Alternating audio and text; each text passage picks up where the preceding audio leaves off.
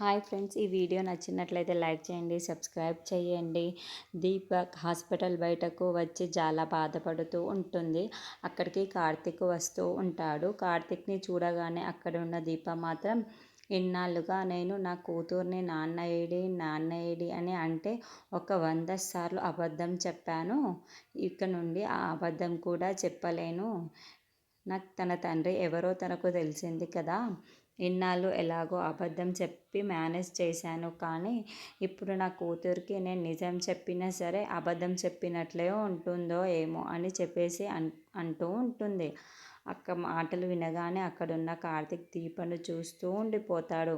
ఇంతలో అక్కడున్న దీప మాత్రం, నా కూతురు బయట పడకపోయినా సరే ఇన్నాళ్ళు మా అమ్మ చెప్పిన ఎన్ని అబద్ధాలా అని నన్ను ద్వేషించుకుంటుందో ఏమో అని చాలా బాధపడుతూ ఉంటుంది.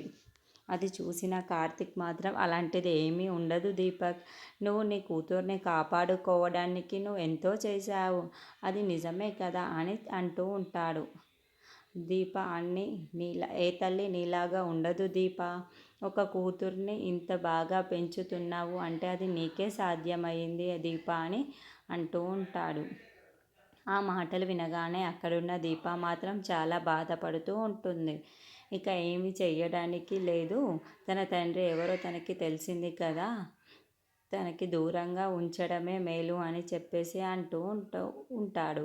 ఆ మాటలు వినగానే అక్కడున్న, సరే డాక్టర్ బాబు అని చెప్పేసి అంటూ ఉంటుంది.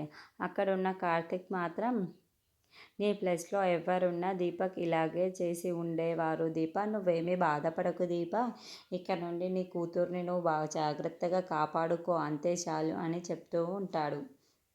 ఆ మాటలు వినగానే అక్కడున్న దీప మాత్రం, సరే డాక్టర్ బాబు అని చెప్పేసి అక్కడి నుండి లేచి శౌర్య దగ్గరికి వెళ్తూ ఉంటుంది. ఇంతలో అక్కడున్న కార్తిక్ మాత్రం, నరసింహ ఏమైనా హాస్పిటల్కి వచ్చాడా, లేదంటే ఎవరినైనా చూసి దీపని వేరేగా అనుకుంటుందా అని చెప్పేసి ఆలోచిస్తూ ఉంటాడు.